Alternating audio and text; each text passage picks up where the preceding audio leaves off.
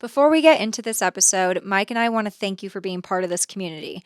We absolutely love what we do with this podcast, and we think it's important to bring you valuable content by exploring unconventional lifestyles, experiences, and perspectives.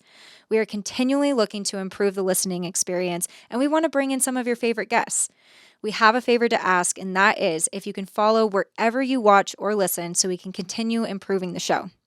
We are so grateful for your support. Now let's get into it.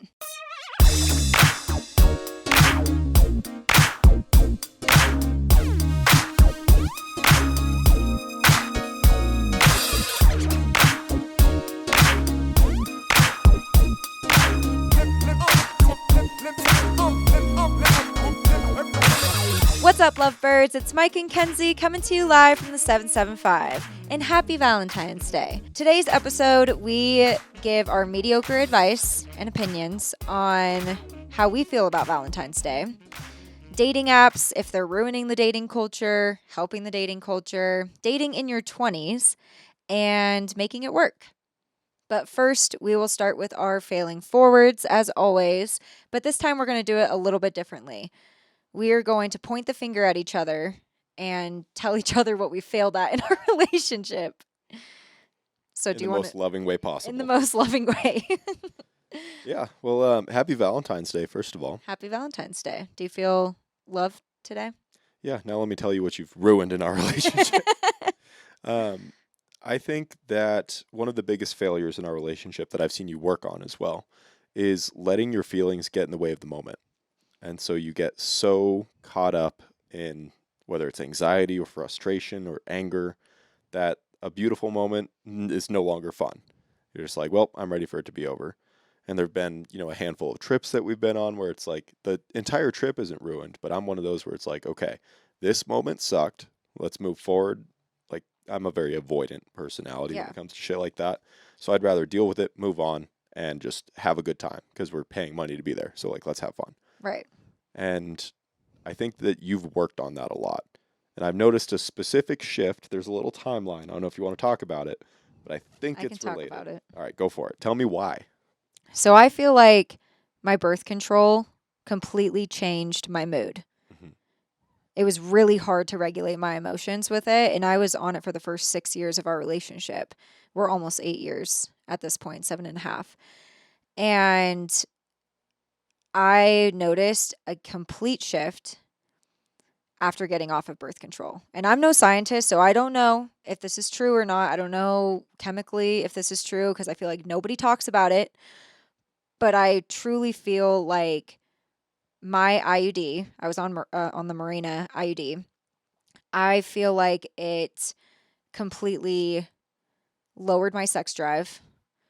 It was really hard to regulate anger. And I developed anxiety out of nowhere. And I did not really have anxiety before. Like, the amount of anxiety that I had on my birth control You were an anxious person. I would say I was an anxious person. I do not feel that way now. And it's been a year and a half now being off of birth control, which is crazy. Mm-hmm. And I'm not trying to like diminish accountability here. Like, I can also say that I definitely let my mood and my emotions get the best of me, and it was really hard for me to regulate it. And I would project onto you. I would blame everything on you. But being off of it, I feel like it's been easier for me to notice my emotions and control it and be like, okay, I'm angry right now, or I'm feeling I'm feeling the anxious come up, but like I can cut it. Like, I can be like, okay. Yeah, you still share it too. Yeah, it's not just like, oh, I'm angry. Let's just move but on. I'm not letting it ruin the moment that we're having. Right. Or the experience or whatever it is. Yeah. And I'm happy to see that shift. Do you know about when women get off birth control and they've been dating somebody for a long time, a lot of the time they're no longer attracted to them at all? I mean, I haven't heard of that, but... Okay, so it's a pheromone thing. Apparently, when you're on birth control, chemically it tricks your body into thinking it's pregnant. And so you might match up with somebody while you're currently on birth control that, like, pheromone-wise, you're actually not chemically attracted to. Mm-hmm. And so when you get off, you're like, I'm not into this guy anymore. And that's like a very common practice. And so sometimes this will happen when people are married. Like, they'll be married, they're on birth control, they get off, and then all of a sudden they're like, I can't stand this dude. Like, and it's not like a mismatch of personalities. Like, you liked the person initially, Yeah. but from a sex drive level, you're like, we're actually not compatible at all. Is that scientifically proven? That's a real thing. Oh, Yeah. wow. Yeah. And so it like basically your body is convinced you're pregnant during that time. So you might pick somebody who's like a little less masculine, maybe who's a little softer, and that personality is a little bit more malleable. And then when you're, actually like have a sex drive and you want to mate, Yeah. it sounds like very animalistic, but when you're off birth control and your body's like, oh, I'm ready to have a baby, let's go. Yeah. You're looking for a different type of mate. Mm-hmm. And so like the common example that I hear is you're on birth control, you find a beta male, you guys get locked in, you're married, everything's going well, he bends to your will. Mm-hmm. And then all of a sudden it's like, now it's time to have kids, let's get off birth control. And you realize, I don't want to have kids with that guy. Like, Oh, shit. yeah, Yeah. that ruins a lot of relationships. Well, I'm So, glad that I met you when I wasn't on birth control. did you? Yeah, I got on birth control when we started dating. That's right. Sorry, I didn't have anything put in me, so my timelines are a little different. Literally, I got on birth control because we were dating. That's good. Thank goodness. Yeah. So now being off of birth control, I can definitely say that I can regulate my emotions a lot more, and I've been like actively working on not letting it ruin the moment that we're sharing, or not letting it get the best of me and projecting it onto you, because I noticed that I was doing that so much to the point where it was starting to like ruin us. It was And causing some it was problems. just it was causing kind of a rift in our relationship. Yeah, but it's getting better. Yeah. It's gotten a lot better. Now, what have I failed at? There's one specific moment that I have in mind. Mhm.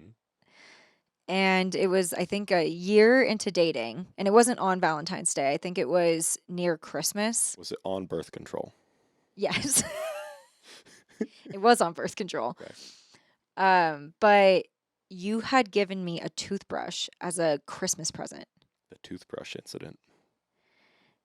And that, to me, I remember opening up the gift, and I was like so excited. I think it was like one of the first gifts that we were going to give each other. Like our first Christmas together, essentially. Like we weren't spending it together, but it was our first Christmas exchange. Hmm. And you had decided to give me a toothbrush, PJs, basically like this overnight kit. I think you even put shampoo in there. like Oops. like I remember being like I was shocked with disappointment. Yeah. Like I the first thing that I had pulled out was the toothbrush, and I was like, what the fuck? Like, Yeah. and I was so excited. I was so excited to receive a gift from you, because for me, if you don't know me or if you're getting to know me, I love gift giving. It's I I think it's not the superficial surface level reason. Like I think it kind of gets a bad rap, gift giving as a love language. But for me, the reason why I love it so much is because there's so much thought in curating something for somebody. Hmm. And you think about, oh, they would really enjoy this or they really like this. And it's the creativity that goes behind it. Like, I genuinely love that. Or even if it's just like, oh, I think this person will like it because they had said something in the past about this certain item, Hmm. right? Like, it's just there's thought behind it. When there's no thought behind it, it's like, what the fuck is this gift, right? Well, So at the time, when I had pulled out the toothbrush, I was like, do I have bad breath? Like, what the fuck is this? And then I pull out the PJs, and I'm like, I am confused. and the shampoo. And the shampoo, I'm like, what is happening here? So do you want to explain why you were giving me that gift? Yeah. Honestly, that was a sweet moment that went sour. I was, I think, 20. This was my second longest relationship in my life. And in my mind, it was like a symbolic gift. It was not the fact that I was giving you PJs and a toothbrush. I don't even know what else. The shampoo could have been made up at this point. Doesn't matter because the disappointment is what you got as a gift. Yes. But the purpose behind that was as a 20-year-old saying, "Hey, you have a spot in my life. Mm-hmm. Like in the morning, if you spend the night, I don't want you to have to run home to go brush your teeth. Yeah. Like spend the night. Here's some jammies. All right, you've got little toothbrush action. You can stay here and we can Right. spend time. Right. That wasn't communicated, and also that gift probably should not have been given on Christmas. Yeah. Um, Definitely terrible gift, terrible timing. That could have been like on any given Wednesday. Just hey, here you go. And I think at the time you didn't explain that to me. I think later Yeah, down the line when I had brought that up, because that had always been like, we didn't talk about that right away. I wasn't like, this is the worst gift ever. Why'd you do it was that? It, pretty soon after. no, I don't think so. Oh I well, the don't, disappointment was the very disappointment apparent. lingered for a while. Like it was days after, and I was like, I feel like I put so much thought into his gift, and like, this is what he gave me. But later down the road, when you explained it to me, I was like, oh, like, I mean, that is really thoughtful and Yeah, that but is not really for a sweet. Christmas gift. But That's a I, terrible exactly, gift. not for a Christmas gift. I think that you could have chosen any other time to give me that stuff. But I think for a Christmas gift, it was just not ideal and wrong timing. But since then, you have been very thoughtful with your gifts. You've been very generous with your gifts. And I've been very appreciative of it. But I think for me, it's just with gift giving, it's just the thought that goes behind it. We failed forward because we're still here. Exactly. So, getting into our first topic, Valentine's Day. How do we feel about it? What's our hot take? Valentine's Day is commercialized bullshit. But if you are in a loveless marriage, you have nothing going on, you haven't kissed your wife in a year, you guys don't say I love you, just live together and your roommates, you need something like Valentine's Day. Isn't It's a that reminder. horrible? Yeah, and some people live in that. But point being, I think that Valentine's Day is symbolically a day of love. It's supposed to be where you make intentional time, you check in, you're like, hey, how are we doing? Mm-hmm. It's to celebrate us, not me celebrating you. That's what your birthday's for. But to celebrate us, it's back and forth. So, I think Valentine's Day definitely can be very loving, very thoughtful. It mhm. can be a really intentional holiday, but I think for me, I just have like not cared about Valentine's Day at all. Well, we do little things because part of it is like Valentine's Day always falls in the middle of the week. Not always, but I don't remember the last time a Valentine's Day was on a weekend. Yeah. So this year it's on Wednesday. Last year was on Tuesday, I'm pretty sure. Like those days are not good days like, oh, let's go do something fun. Mm-hmm. We're not traveling for Valentine's Day. So it's I don't know what, you spend a bunch of money on an overpriced dinner. You get mediocre service. Right. You get dessert and then you go back and you have sloppy fart sex. Cuz that that meal is so heavy and you're like, "Ugh, should we even do this?" And it's like it's Valentine's Day. We have to. We have to. Oh, that is quite the visual. I think everybody knows exactly what I'm talking about, though. When you have a heavy meal and you're like, should we get it on? It's like, I just hate the pressure that Valentine's Day has. mm-hmm, And honestly, any holiday, like even my birthday. mm-hmm, I just like, I hate the pressure that's there. I just want it to like organically just be a loving day. I want it organically mm-hmm. to, for, me not to ask anything of you, you not to ask anything of me. It's just we want to do it for each other. Yeah, I think that's what dating is. Seriously, though, like we've been together for 7.5 years. We go on date nights. We don't go frequently enough, in my opinion, because I Yeah. love date nights, but I just love spending time with you and making intentional time. And I think that's what Valentine's Day should be about. Yeah. But when you let these commercialized vultures get in there and they tell you you got to buy the rings, you got to buy the necklaces and the flowers and the candy, do that on a day that's not Valentine's Day and give them a toothbrush. Mm-hmm. You know, it really is. It's that toothbrush. Like, oh, you got me flowers on a day that you're supposed to because they said you were supposed to. I also feel like Valentine's Day now has transitioned to glorifying single people. Make it all about themselves. I don't even know if that's the right word, glorifying, but I just feel like there's so much attention on single people on Valentine's Day. And it's the hatred that they have towards it, or like, oh, it's Galentine's Day. Say these unsufferable or insufferable women just gathering together, being obnoxious and cackling. You know they cackle. It's like, it's Galentine's Day. It's the worst. There's a reason they're single. All Yeah. right. Yuck. Yeah, I mean, I don't want to hate on single people at all. That's not what I'm saying. It's just, I just feel like Valentine's Day now is about single people, which is really interesting. It's all those people that are girl bossing. Maybe they're girl bossing a little too hard because they're still single on Valentine's Day. Yeah. That's a reality. It's not a bad thing. And speaking of single people, we can talk about the dating culture Mm. and how dating apps are ruining dating culture, and that's why we still have so many single people out there. Yeah. Well, do you think that dating apps are ruining dating? Because that's kind of their purpose, right? I feel like okay, full disclosure, Hmm. I haven't ever used a dating app. Whoa, Never? never. I Really? swear to God, you don't ever believe me when I say this. Hmm. Because I have. That's why I I think know that you it's have. wrong. I have not. Okay, I have downloaded Tinder. Hmm. Not for me though. It was for my roommate. And I know, like, if I had used a dating app, I would tell you that I have There would used a be no dating reason app. to like mislead or lie about it. Right. Like you're not cheating at all. No, no, that's what I'm saying. Is like it just comes as such a surprise. Why is it such a surprise though?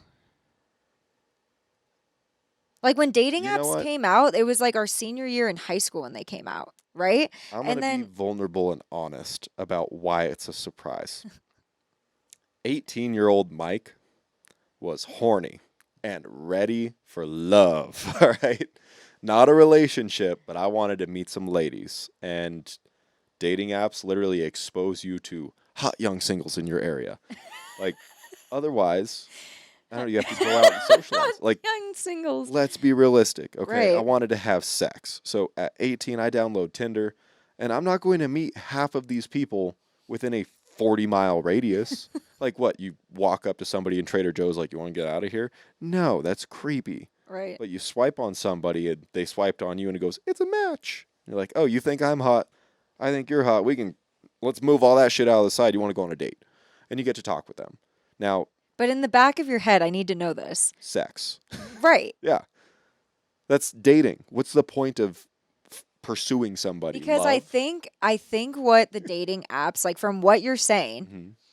is if you get that match, there's no there's none of this social experiment that's happening where you're like, does he like me? Does he not like me? Like there's none of that social interaction happening beforehand. You know immediately, oh, he does like me. Yeah. So it takes that beginning, I'm just going to call it like social foreplay out of it Hmm. because you don't you immediately know. So now it's like, oh, they do like me. They want to fuck. Yeah. Like now you're on the date and it seems like that's all that you would think about, right? Like Full I feel disclosure, real quick though. One date off Tinder, and it did not end in sex. So that was disappointing. okay. But it But you was know how you awkward. just said, okay, I went on one date, full disclosure, one date. Yeah. And I'm telling you, like, I downloaded it once, but it was for my friend for whatever reason. I don't remember what the reason was. I think that she was trying to see if her significant other was on that app. Yeah. I actually think I don't even think I downloaded Tinder. I think I downloaded Grinder. This was the story. Yeah. Tell the story. We don't have to name names We don't because we have don't to want name to out names, but anybody. we thought that I had a friend. She was dating a dude that was maybe heterosexual. Who No, I also mean, he was heterosexual. He was maybe homosexual. he fancied himself some penis, if we're being honest. And we didn't know if he was on Grinder, and so we had downloaded that app on my phone because she didn't want him to see it on her phone. Reasonable. But hold on. Why would she worry about him being on Grinder unless she had already seen it? I feel like that's what the concern I was. think someone else had said that they saw him on Grinder. Gay friend went, "Hey, I think Yes. your man's is Yes. I think okay. that's what the Okay, that makes situation a lot was. more sense." Yeah. All that to say, I have never utilized the dating app to actually date someone or have sex with someone. Hmm. And at the time when the dating apps had all come out, I was like talking to people like in person. Yeah. Like not obviously like not exclusive, but I had Right. yeah. Okay. So back to the point. I think that dating apps are ruining dating. Yes. You were totally right. Nail on the head about taking the social foreplay out. The is she not The interested in me? flirtatiousness, Yeah. like all of that. It's like the work that Hmm. goes into finding out if they like you or not. Peacocking a little bit, Yeah. being vulnerable in the beginning, like all of that got taken out Hmm. And through dating apps. now it's just like this is how I think about dating apps because I've been off of them now for eight years. Okay. It's a long Yeah, time. it is a long time. I'm out of the game. Yeah. All right. So, yeah. And again, full disclosure, like mediocre advice coming Yeah. in because we don't have the actual experience, but this is what we're seeing with friends that are on dating apps. This is This what is all we're, hearsay. yeah, this is, it's I all hear my hearsay. friends say that, they're not having luck on the dating apps. Yeah. Or, oh, they don't work. And I'm like, well, are you just ugly? Which is a little harsh, but there's the other side of this. Top 10% very attractive people are going to get most of the matches. Everybody's going to swipe on the hot person unless you're into ugly people or you have such low self-esteem that you know what your category is and you're like, I'm not going to be there. Right. So I should probably shoot in my range. The problem is, and I think with social media and dating apps together, we have this like personified version of beauty. And we think that, maybe we hold ourselves a little bit higher than we should. I think pre-social media and pre-dating apps, a It lot of was ugly clear. people were married and they had ugly kids, and those ugly kids would find other ugly kids and they'd make babies, and like everybody kind of stays within their hierarchy. But you see social media come out and now it's like, oh, there's this beautiful person that's 10,000 miles away, but they're out there and we're interacting. Or you're on something like Tinder and your settings are like 100 miles, okay? Mm-hmm. So your dating pool from what was a 5-10 mile radius in a small town, Mm-hmm. 40, 50, 60 years ago is now expanded to 100 miles on one dating app. But on social media, it could be across the country, it could be across the world. And so people think they have more options than they do. Mm. Like that is ruining dating. When you think you have more options than you do, you're going to pass up what's actually available to you. Or you might totally like, you go on one date, a guy just wasn't that funny. Maybe you had an awkward interaction, like pre-dating apps. Right. Those awkward interactions, you had to push through them a little bit. Yeah, that's so And true. you don't have to put up with shit anymore. You're like, oh, that sucked. Next. Yeah, I didn't even think about like having more options. I was more thinking on the lines of like, let's just say you're a 4. Hmm. A hard 4. I'm just gonna say you're a 4, Yeah. and you see a bunch of 8s, Hmm. and you're like, you see so much of them on social media, and that's like all that you're following is 8s, and you think you deserve an 8, but you're a 4. Yeah. So And your friends lie to you and say you're a 10, right, exactly. which happens a Right. lot. But then you think that you deserve an 8 when Mhm. you're really a 4. This may be super shallow of me to say. I don't really know, but I feel like there has to be some truth to this. Like physical attraction is, I think, the first thing that happens Yeah. when you're in a social setting, right? And then you get to know their personality. Yeah. So that's why I'm saying the 4 and the 8, and I'm doing that scale. Just I think everybody understands, and the people who want to well, bitch I about just that are lying to well, themselves. yeah, I just wanted to like just disclose that, I guess. I gotcha. But you're a 4, you think you deserve an 8, and so you're only swiping on 8s, Hmm. right? And Because you're getting that's no like, matches. and you're What's getting no happening? matches. So it's like, but what if you are a 4 and like you, and like, so I think it's like you don't know what you have to work on. Hmm. Like maybe you're not taking care of yourself physically. Like maybe you have a great personality, but like maybe you truly are not taking care of yourself physically to be set up to an 8.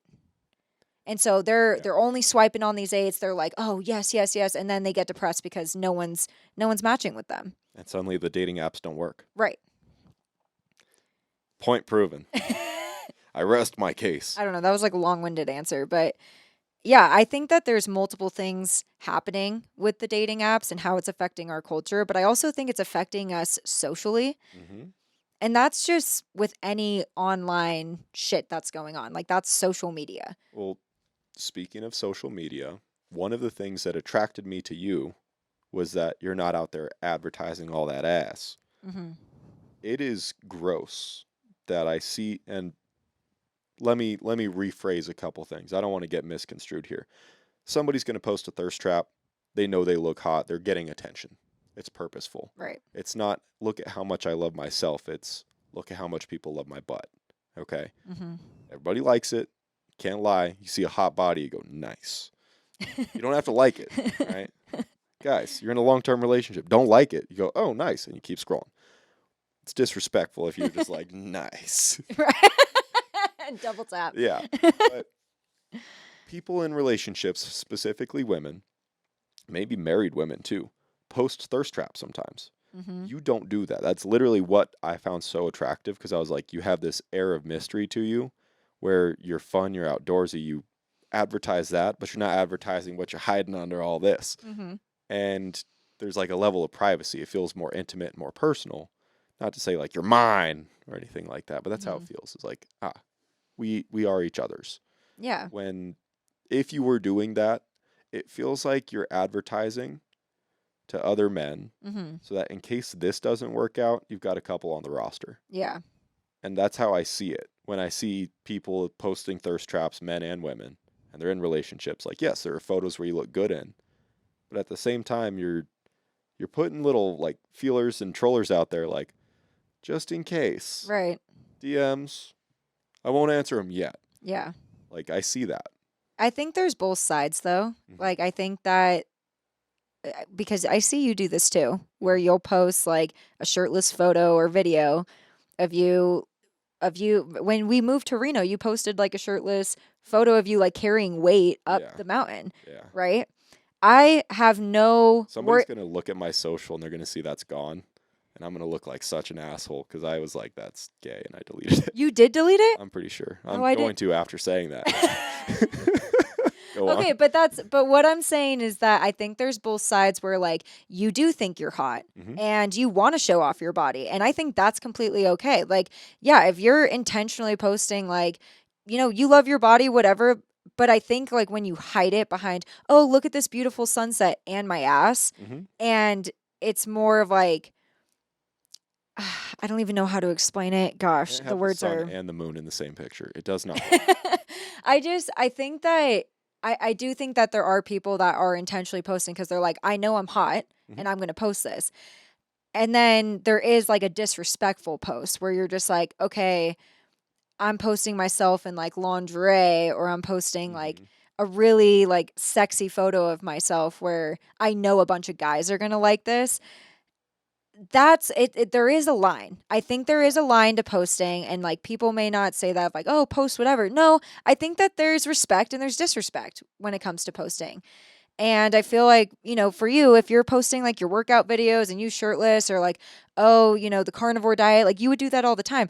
I don't mind that at all. Like I'm super proud of you, and like I But I think that think you're there's an hot. intention behind it. Right. Yeah. And that's the Exactly, difference. the intention. But there are girls out there that, they're post and guys, Mhm. they're posting I would say provocative photos. Like Yeah. I'm just going to say it cuz I have a lack of better words, but provocative photos, and but their intention is like I know I look hot and Mhm. that's why they're posting it. And it Yeah. can be as simple as that. And then there's others where it's like, "Oh, it's a sunset photo," but it's like, "But It's not. come on, it's not a sunset photo." I'm really looking at the sunset. It's beautiful. Right. That's Like, why I'm liking it. yeah, and so I think that there's yeah, I don't know. I think it can go both ways. I heard somebody on a podcast say that women have rosters, and I know men do too. It goes both ways. When it comes to a relationship, if you want it to work out, it can't be 1 foot in, 1 foot out, and banking on if this doesn't work out, I've got somebody on the back burner. Because if that's the case, I think that's the point of like what sexy photos are.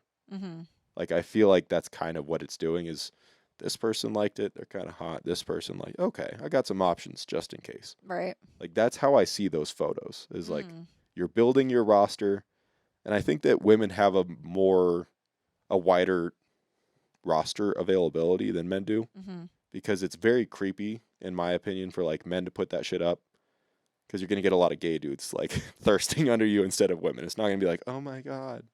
Mhm. Or it's going to be me in that voice instead of like a chick. Mhm. So, No, I think that it's obviously between you and your partner. mhm. Like, I do think that that should be a conversation because social media is so much a part of our lives, and especially like what we're representing on our pages. Like, I think even married couples who have kids, they probably have to talk about should we post our kids online. Mhm. So I think that there is.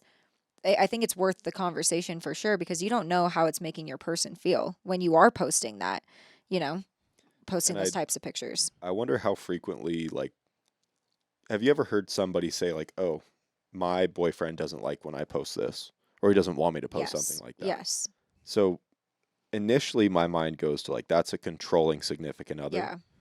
And I don't think about the example that we were just talking about with Right. like sexy photos, but it makes more sense why somebody would be upset if you were posting shit like that and you're like, hey, I don't like when you do that. But you should have the wherewithal and discretion, not let somebody else tell you, hey, don't do that.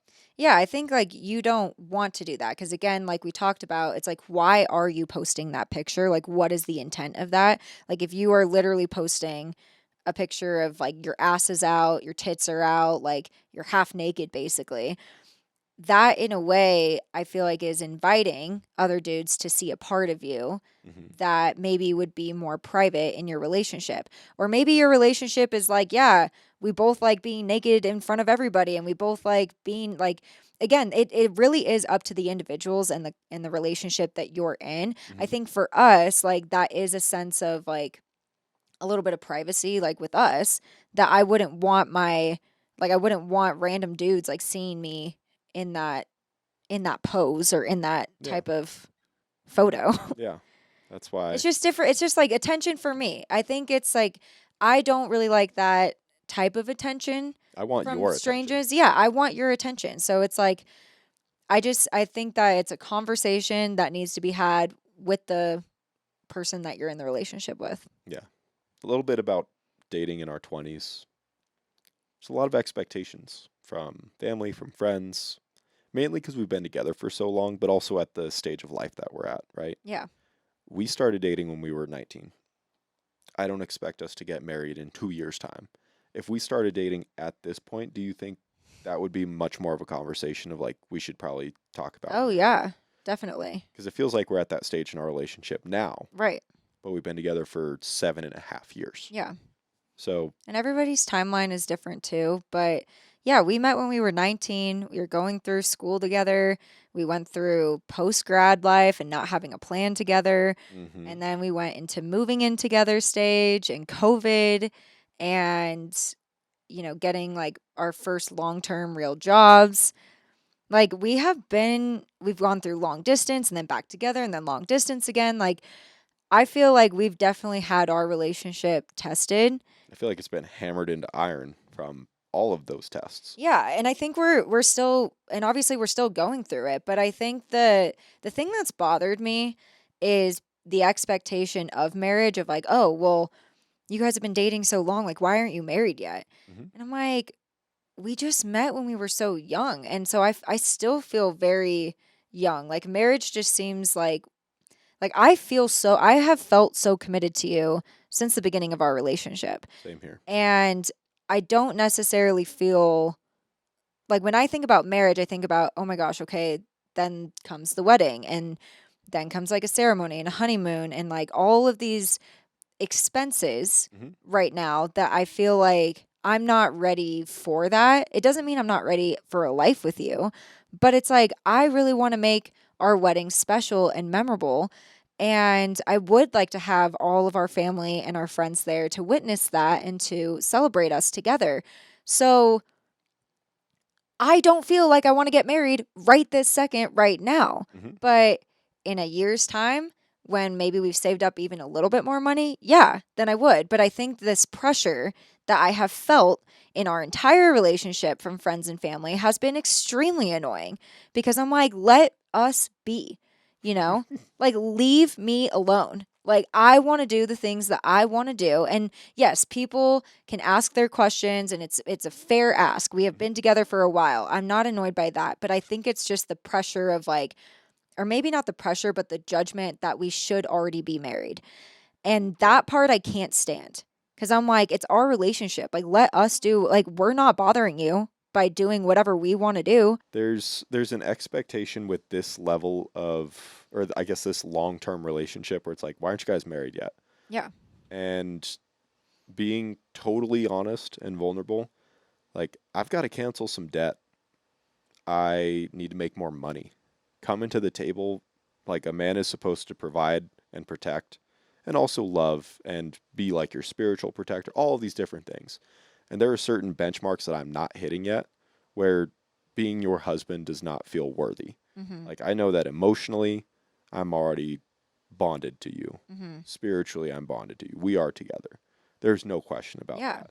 But the legal relationship in the eyes of the government, because it's not in the eyes of God. This is a man-made document we're signing. Now you get my last name and we can be on each other's benefits. Mm-hmm. Yay. Right. But the actual like meaning behind marriage, I think that for me to be a provider, I'm okay being a protector, but being a provider, I'm not there yet. And so financially, it does not feel right to join our finances, bring in my debt, bring in my not enough money. Like that is not the right timing. So things are changing. I'm looking forward to those changes and we're working on it. But Yeah, and I think that somebody could even question and be like, well, that's what marriage is for better or for worse. mhm, And if you don't feel like you're at your best right now, but you know that you love that person, like, why are you not getting married? You know? Because, like, at the because same time, like, a lot of people who have gone into marriage do go into debt. mhm, Sometimes it's not, it's school debt, it's credit card debt, it's car debt, whatever it is. Like, they go into debt because for better or for worse, you're going to make that work because you love that person. But I think for us, like, again, like, this is just what we're going through. This is like I mean, obviously, like, if we were to get married, like, I wouldn't care that you, like, I don't care that you have debt, to be completely honest. Like, I'd be like, let me pay it off. Like, I really don't care. well, You know what I it's mean? also not like 100 grand. Right. It's not Yeah. 100 grand. It's like, it's very little, but I think where I'm coming from is it's more than, those are your reasons. But I think, like, even for my reasons, I want to have a very celebratory event and I want it to be special. And that does come with like saving a little bit of money for it and like having those conversations with family of like, you know, are certain family members not going to be invited or is everyone going to be invited? Like, what does that look like? Like, how do we make this for us the way that we want it to? And that Yes. like, there is just so much around that. And I'm like, I'm just not there yet, like mentally. Some people, they want to just get married. Like that is what they want. But the bond that you have with that person is so fucking important before you sign legal papers, because that's what it is. Yeah. Like, unfortunately, it's this relationship recognized by the government. The relationship that we have, very like spiritually bonded, your family and my family, it's very blended. We are together. Yeah. There's no question about that. It's Right. not a question of commitment. So I think to put so much pressure on a wedding is really a public display for others at that point. Mm-hmm. I want it to be about us. Well, yeah, I also want it to be accountability for like our friends and family to witness us coming together because for marriage for me is like we are committed. Like I already feel committed to you for a lifetime, but like when you are putting legal documents in place and like then you're bringing kids into the world together, like I do feel like I want to be held accountable too with our friends and family. Like I want them to support us during really hard times. Like if we are feeling like, oh my gosh, like obviously like I think infidelity is completely separate. Like I think that is a Yeah. completely separate reason of like why people get divorced. I'm not including that. Hmm. Not to say like I obviously don't think you would ever cheat on me. I'm not going to cheat on you, like anything like that. I'm just saying that when we are in really low places, I want friends and family to have been at that wedding and to have seen the commitment that we are making towards each other and to be like, I want to help support you guys through this Hmm. to get us better on, because like I do think it takes a village as well. Like obviously a relationship is between you and that person, but I also think when we're really low, it's like you need support, Yeah. you know? When you can't go to your partner anymore and You talk need to about it. have somebody to go to. Like my Yeah. God, like you need to have a family member, a friend. Like you need to have someone that you can confide in Hmm. and be like, this is something that's going on. Like, what do I do? Like seeking. I mean, it doesn't need to be from everybody that's at the wedding, but I do think like you need that support system. Hmm. And with that support system, I forget where I read this, but it was also you got to seek those answers and that kind of counsel from people that are very successful in it because you don't go to somebody who's terrible with money and ask them about investing advice. Yeah. You wouldn't go to somebody who has been divorced 5 times for marriage advice. Right. You'd go there for divorce advice. But at that point, like everybody who's going to that wedding probably has gift receipts they're ready to return Yeah. just in case. So you got to pick and choose your counsel for those people. It's not like, oh, you were at my wedding and I respect your opinion. Like, I think it's more I just want people to see like we are making a commitment to each other, and I would just hope like that they would also hold us accountable to each other to yeah, like continue it rather than being like, yeah, fuck that, fuck him. Like, oh, he's doing that to you, like fuck him, rather than it being like, well, like let me support you in this. Like I'm obviously going to be here for you emotionally, but let me see how I can encourage you to want to work on that with Mike. yeah, Do you know what I mean? I totally know what Like, you mean because I've literally talked with some of my friends before when we've been at low points in our yeah. relationship, and they provide advice where it's not like Kenzie's in the wrong. It's usually holding me accountable Mhm. and going like, dude, you are totally off the mark. Yeah. So it's being able to have those types of relationships with people too, where you're like, hey, this is very private, very personal. It's something that I need to work through. Yeah. Can I just get your insight on it? Right. Because I don't think I've ever taken somebody's advice towards our relationship. That's always been guided No, by I what I think think that is that right. should be between you and the person. Right. Like I think if you are constantly seeking advice from other people on how to operate your relationship, that is number one red flag to me in the relationship. Like you need to be able to go to your person and communicate with your person of like Got to this be is what secure. yeah, you have to be like I'm feeling insecure right now and like wanting to work on it. You have to have open communication when things are wrong. Hmm. I don't think bringing in other people when things are um okay. No, I know what you're. I'm on that same path. Of Like I think with like I think if you're just talking shit to other people about your partner, that's not good at all. yeah. I think if it's something where like divorce is on the line and it's like holy shit, I do need to talk to somebody about this, like that's where I think that you need to bring in people that you love and respect and like support your relationship to help you through that time. Hmm. But I think that in terms of just like if it's like daily little conflicts that you're having with each other, like A little little tiff. like a little tiff or fights or whatever, I don't think every fight you need to bring in somebody Right. from the outside. I think you have to be able to work on that with your partner. Yeah, I don't know. There's a lot of complexities to it. And every relationship is different. Yeah. We're talking about it from our perspective. That's why it's mediocre advice. Yeah, It's exactly. just This what works is for us. right. It's what exactly. One of the more difficult things about dating in our 20s is managing the holidays. Mhm. Holidays are always stressful for me. I never relax around them. I'm kind of a mess. Yeah.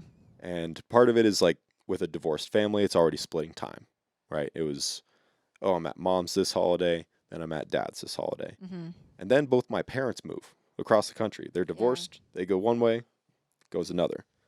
And now you're brought into my picture, and it's picking, do we spend time with your family? Do we spend time with my family? Which side of my family are we spending time with? Right. And it creates this huge shitstorm. So I feel like there is a conversation that you and I have had this last season, but in general, it should be more common for people in a similar situation where you're splitting time between families of like either establish specific holidays where you're going because there's a family tradition and you don't want Mhm. to miss out, or, you know, do we split time where you go see your side, I go see my side, and we reconvene? Right. Like, I don't like the idea of not spending the holidays with you. Yeah. You're like the one person that I care about. Like, I want to be there on Christmas. I want to be there on New Yeah. Year's. I want to be there on Thanksgiving because you're the person that I plan on spending the rest of my life with. Right. Right. And everybody else is awesome and I love them. And Yeah. I'm so thankful that we're surrounded by love and people want us to be with them Mhm. because that's really beautiful. I'm Yeah. thankful for that. This little cover my ass conversation. I am.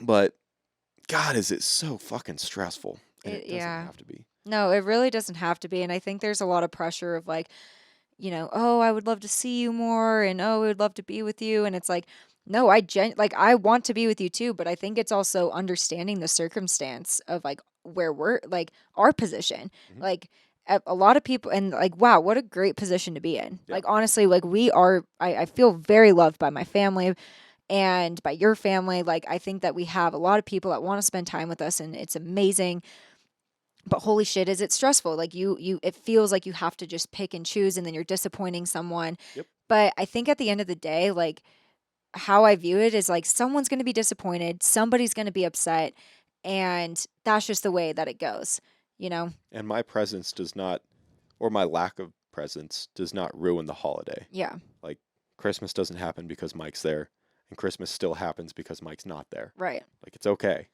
Yeah, but I think for anyone that is interested to see how we've done it in the past, I think at the beginning of our relationship, it was separate. Like we were spending Christmas and Thanksgiving. We were doing that separately for probably like the first 2 or 3 years. I think the first two, because after that, I was pretty locked in with your parents. Yeah. So, and And then it then was Christmas, Christmas, Christmas with your yeah, family. and then I think like as our relationship has gone on, you have definitely spent more Christmases with me than I have spent with your family. Because you guys also have like a specific tradition, and Yes. mine bounces, might be at aunt's house, might be Yeah. at grandparents' house, might be at other grandparents' house. Right. So it's bouncing constantly. Right. And that's very difficult to maintain. And then also just like when your family has certain traditions and we're like, sorry, we're not going anymore, like that's disappointing. Yeah. Especially when you look forward to that and you're used to it. Totally. And I don't see my family, like my extended family, I guess, super often during the year. So, like, for me, it's really special to see them on that holiday because it's like everybody's getting together. And I really do love it. Like, I love seeing everybody. Like we've just dealt with it so much over the last 7.5 years Yeah. and we'll continue to deal with it. But it's how we like go into the holiday season and set expectations. That was the biggest thing and Well, biggest we had learning a lesson. huge learning lesson Yeah. this Which is last holiday season. And the advice, again, unsolicited mediocre advice is call your family members.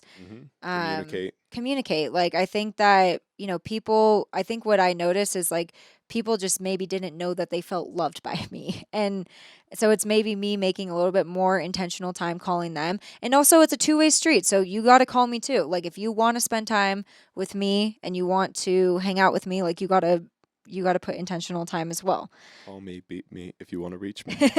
Yeah. But I do think that um, something that we learned that we can do going forward is we can celebrate the holiday not on that day with other family members too. Like, Yes. your dad lives in North Carolina, your mom lives in Idaho, my family's in California. So I think there is a certain point where you can say, okay, we're going to spend Christmas, but it's not going to be on Christmas. Yeah, And we're that going to and that's going to celebrate on have to another be day. okay. That's literally what we do with our anniversary already. Yeah. We got to Exactly. celebrate on another day. It's just a day. Yeah. And it's literally it comes from communicate and set expectations, which Yep. I failed to do this time around. Right. And that's what caused a little shitstorm and some drama. Yeah. But thankfully I feel like most of the people involved have now moved forward and are like, yeah, just fucking pick up the phone. Yeah. I didn't want to at the time. Right. So lessons learned. Kind of want to round this out. I do have a couple more things to get into with you, but we can keep it relatively short. One is with us being together for so long, I have found when we moved in that it was incredibly important that as we grow together, we also maintain our individuality Mm-hmm. and develop as two different people. Yeah. Because anytime you spend an extended amount of time around anyone, you inevitably take on some of their personality, right? Definitely. And like, yeah, you have, I have, Yeah. you have softened me as a man in a good way and a bad way. Okay. Don't worry, I'm not emasculated or anything, but like, I am a much kinder person because of you. And I think that as much time as we spend together, it's important that I maintain who I am and you maintain who you are because that's the person who you fell in love with. Mm-hmm. And yes, our personalities will grow and evolve and change, but we still have to be ourselves. Yeah.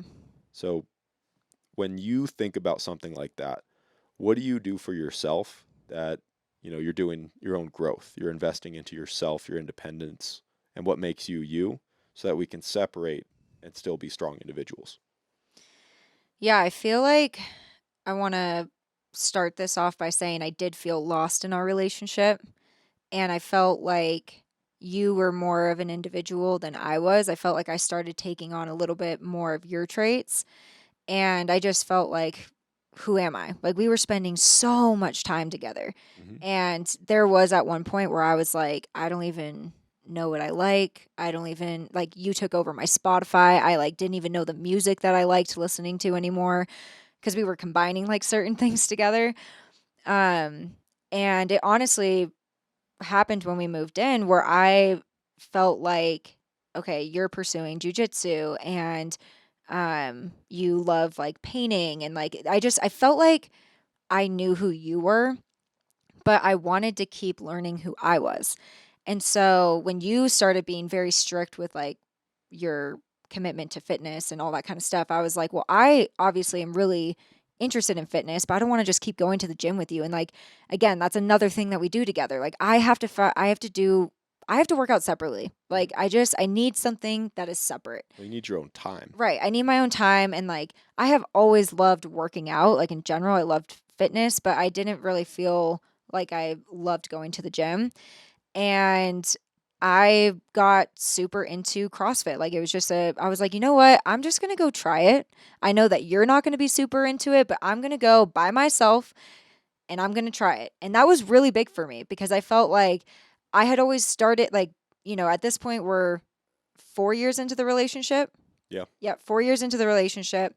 I feel like I had relied on you so much, just trying new things. And we have been doing so much together that me going to a CrossFit class by myself felt a little scary. And I was like, oh gosh, like, you know, how am I going to interact with these people? How am I going to work out? Like, I had been working out with you for so long. Anyway, I show up and I fucking love it. Mm-hmm.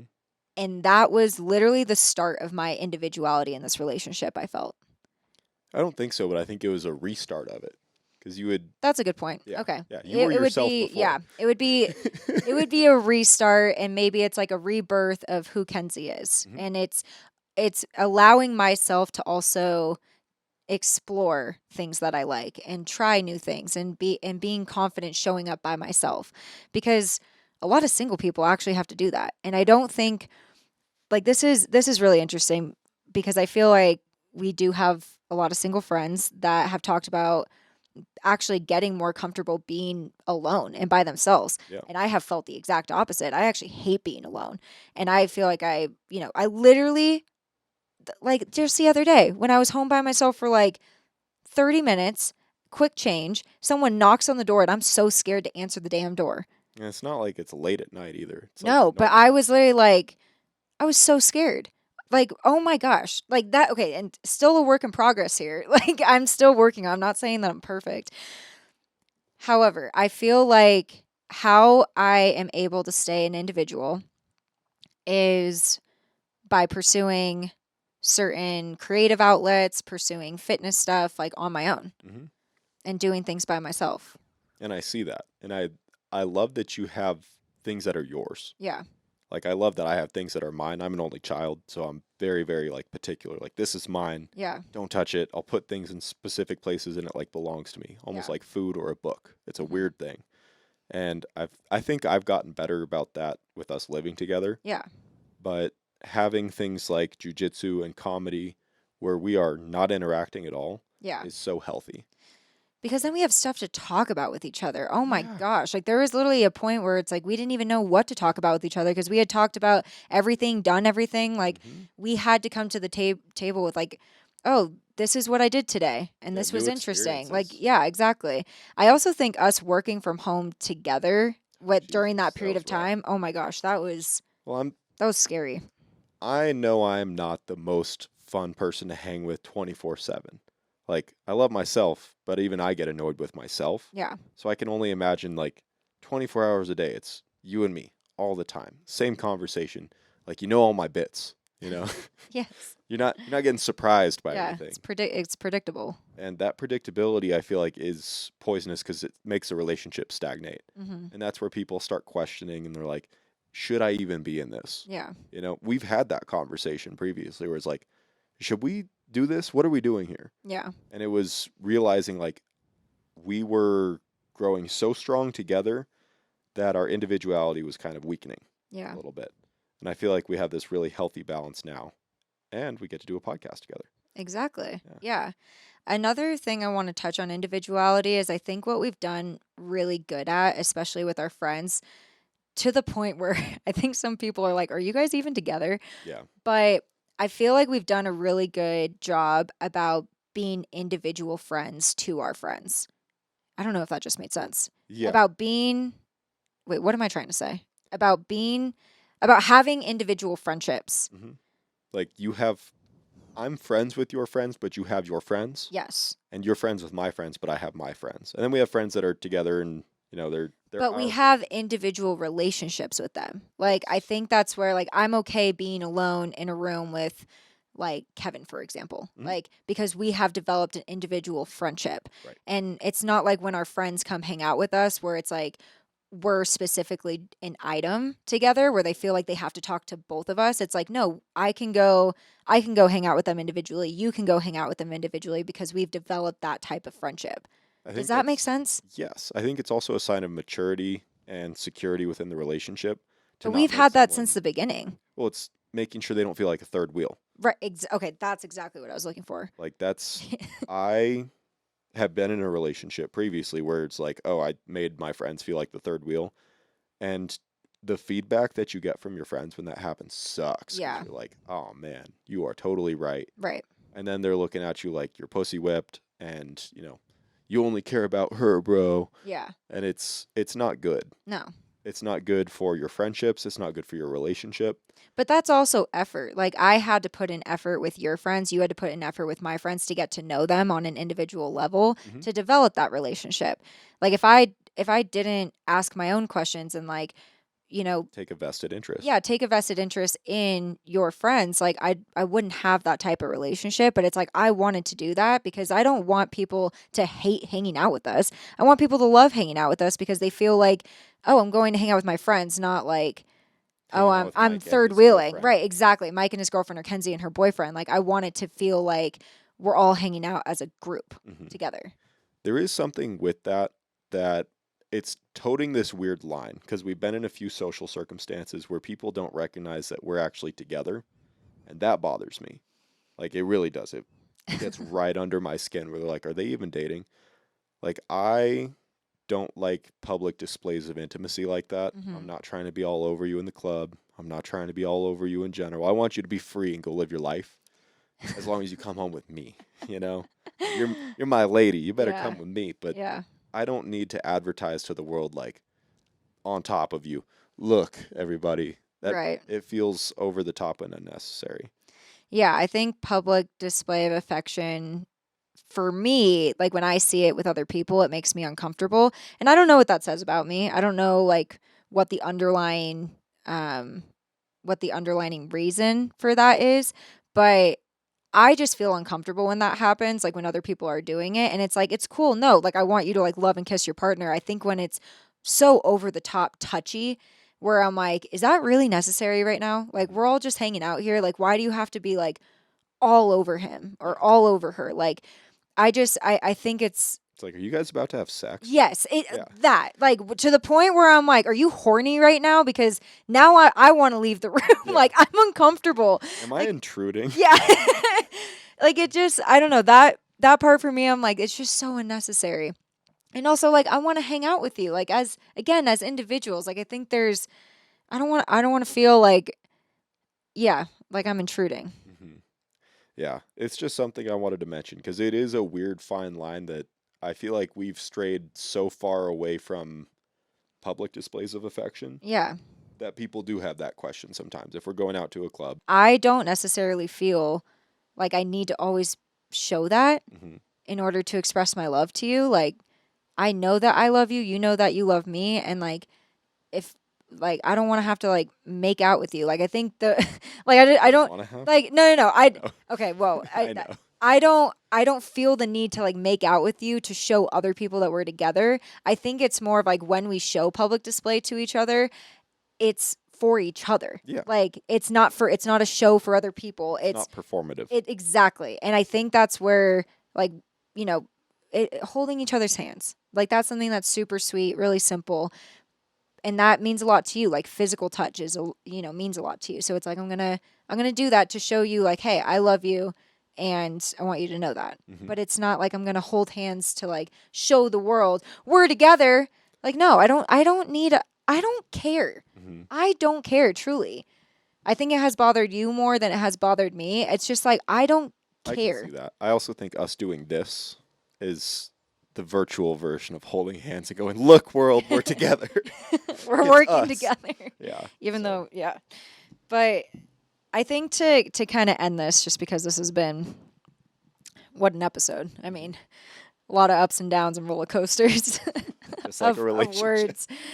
But I think making it work, especially at our age, I'm really proud of us for sticking with each other, for committing, because I feel like, especially the dating culture that is happening, where it's so, it really, the dating apps, I think, are encouraging more hookup culture than long term relationships. And I think there needs to be a shift of commitment. I Mhm. think that there is just a lack of commitment happening left and right.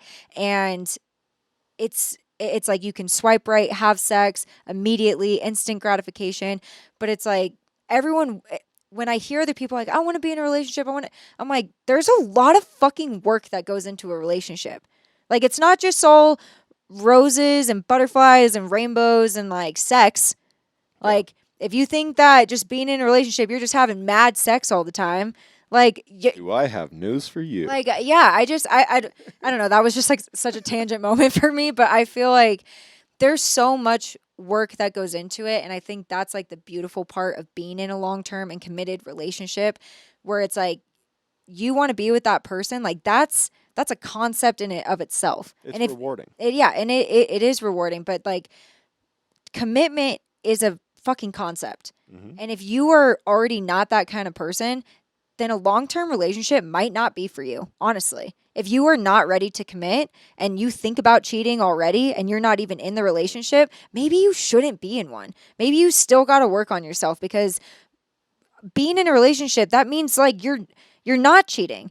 It's for us it's not open. Hmm. Like it is very It's very closed, I'll tell you what. it's very close. It's very like we have I'm choosing you because I want to be with you. Yep.